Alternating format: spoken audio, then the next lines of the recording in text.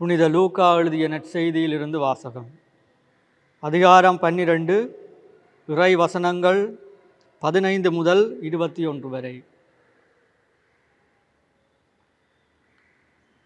எவ்வகை பேராசைக்கும் இடம் கொடாதவாறு எச்சரிக்கையாயிருங்கள்.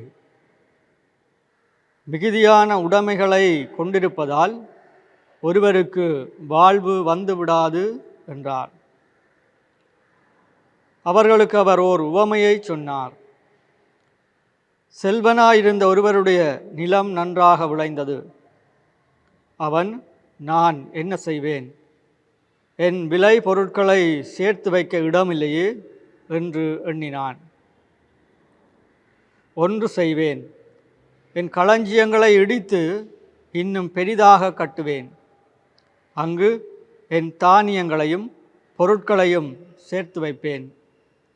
பின்பு என் நெஞ்சே, உனக்கு பல்லாண்டுகளுக்கு வேண்டிய பல வகை பொருட்கள் வைக்கப்பட்டுள்ளன. நீ ஓய்வெடு, உண்டு குடித்து மகிழ்ச்சியில் திளைத்திடு என சொல்வேன் என்று தனக்குள்ளே சொல்லிக்கொண்டான். ஆனால் கடவுள் அவரிடம், அறிவிலியே, இன்றிரவே உன் உயிர் உன்னை விட்டு பிரிந்துவிடும். அப்பொழுது நீர் சேர்த்து வைத்தவை யாருடையவை ஆகும் என்று கேட்டார். கடவுள் முன்னிலையில் செல்வம் இல்லாதவராய் தமக்காகவே செல்வம் சேர்ப்பவர் இத்தகையோரே. கிறிஸ்து வழங்கும் நற்செய்தி. இயேசுவில் பிரியமான சகோதர சகோதரிகளே, எங்களுடைய வாழ்வின் உன்னத செல்வமாகிய கிறிஸ்துவை அன்றி இந்த மண்ணுலக செல்வங்களை நாங்கள் சேர்த்து வைக்க எங்களுடைய காலங்களையும் நேரங்களையும் நாங்கள் வீணாக செலவு செய்யக்கூடாது என்ற செய்தியை இன்றைய வாசகம் நமக்கு தருகின்றது. இந்த உலகமே நிரந்தரமில்லாமல் இருக்கின்ற போது இந்த உலகம் தருகின்ற செல்வங்கள் எப்படி நிரந்தரமாக இருக்க முடியும்?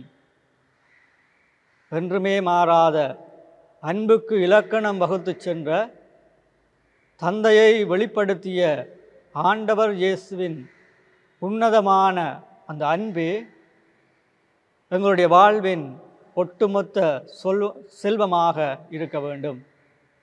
ஆகவே இயேசு என்ற உன்னத செல்வத்தை நாங்கள் எங்களுடைய வாழ்விலே கொண்டு நாங்கள் எங்களுடைய வாழ்வை கடவுளுக்கு ஏற்ற முறையில் அமைத்து மீட்பை கண்டடைய அழைக்கப்படுகின்றோம்.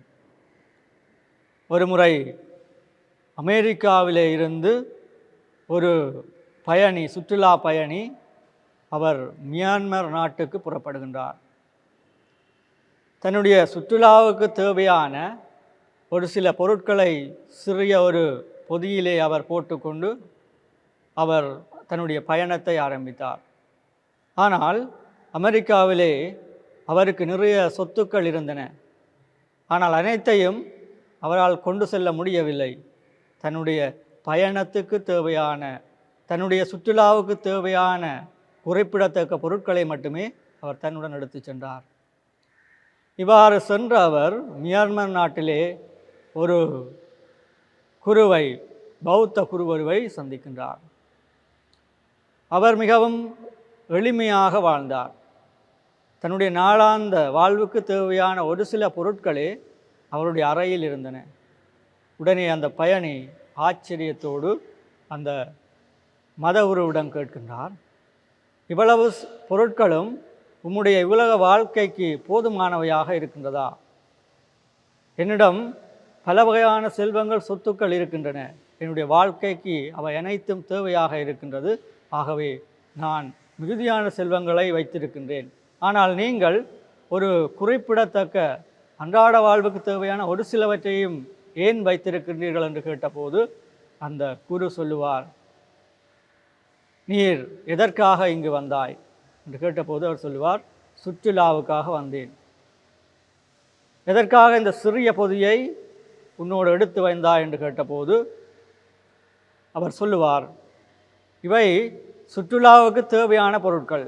மிகுதியான செல்வங்களை கொண்டு வந்தால் என்னுடைய சுற்றுலா அது எனக்கு மகிழ்ச்சியை தராது. என்னுடைய சிந்தனை முழுக்க என்னுடைய சொத்துக்கள், நான் கொண்டு வந்த மிகுதியான பொருட்களில் தான் இருக்கும். அனைத்தையும் கொண்டு சென்று பயணிப்பது மிகவும் கடினம். ஆகவேதான் எனக்கு நாளாந்த வாழ்வுக்கு தேவையான, என்னுடைய சுற்றுலாவுக்கு தேவையான பொருட்களை மட்டும் நான் கொண்டு வந்தேன் என்றாராம். உடனே அந்த குரு சொல்லுவார், மகனே, எங்களுடைய இவ்வுலக வாழ்வும் ஒரு சிறிய பயணம்தான். ஆகவே நாங்கள் மிகுதியான செல்வங்களை நாங்கள் அடுக்கி கொண்டிருந்தால் இந்த இவ்வுலக வாழ்க்கை பயணத்தை, இந்த பயணத்தை எங்களால் சந்தோஷமாக கழிக்க முடியாது. ஆகவேதான் நான் எனது வாழ்க்கைக்கு தேவையான ஒரு சிலவற்றை என்னோடு வைத்திருக்கின்றேன். அதனால் இவ்வுலக வாழ்க்கை பயணத்தை என்னால் சந்தோஷமாக நிம்மதியாக கழிக்க முடிகின்றது என்றாராம். உடனே அந்த சுற்றுலா பயணி உள்ளம் குத்துண்டவராக தன்னுடைய நிலையை உணர்ந்து கொண்டார், தன்னுடைய வாழ்வை மாற்றிக்கொண்டார். ஆகவே நாங்கள் நிரந்தரமற்ற இந்த உலகிலே இருக்கின்ற செல்வங்கள் நிரந்தரமென எண்ணி நாங்கள் அலைந்து திரிகின்றோம். அவற்றை விட்டுவிட்டு நாங்கள் நிலையான செல்வமாகிய கிறிஸ்துவை ஆதாயமாக்கிக் கொள்வோம். எங்களுடைய வாழ்வின் மீட்பை கண்டடைவோம்.